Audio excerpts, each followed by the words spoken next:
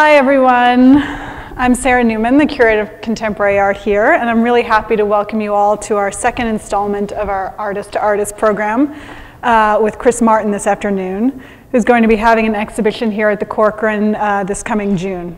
This Artist to Artist series is what the Corcoran does best, I think.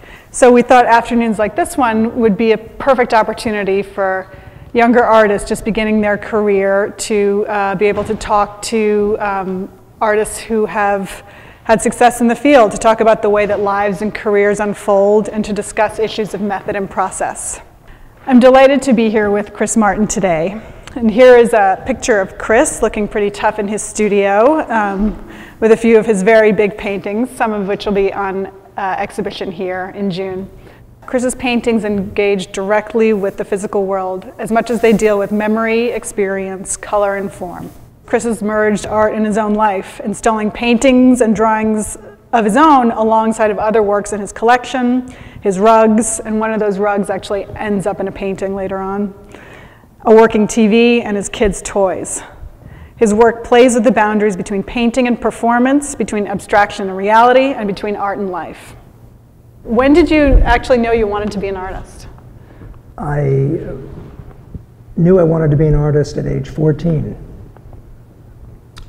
I was drinking a lot of Coca-Cola, listening to James Brown, and copying a Picasso painting. I did a tempera copy of a Picasso, and the combination of Picasso, James Brown, and sugar was a real moment for me, and I thought, this is really, this is it. This is great.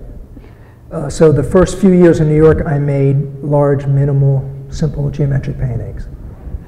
Your work seems to have gone through a number of different phases and a number of different media, actually. You have worked in performance. A number of your paintings sort of take on the attributes of performance.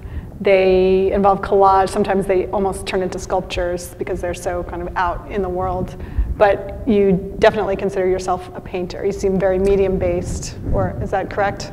Well, I think it's helpful to be able to fit oneself into some kind of box. I'm a painter.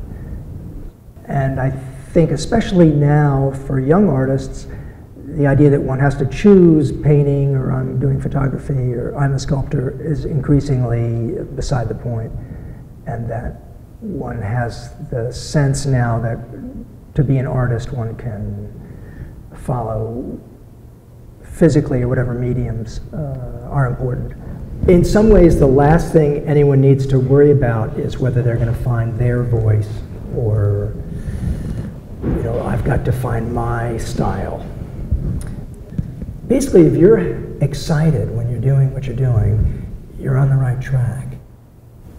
I mean, for you students that are in the audience, or any of us, you know, you're looking like I'm supposed to be like a real artist. Like I'm up here in the spotlight, I can't see it well. And you're like, so we're on stage.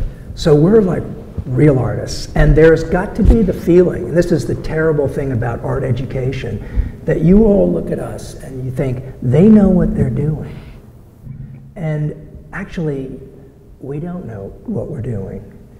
And so if Sarah comes to my studio and says, oh, look at that, it looks like this, and you've done that. And I go, oh, really? I guess I did. I mean, wow, that's interesting. And so it can be helpful to let go of one's identification with the results at some point.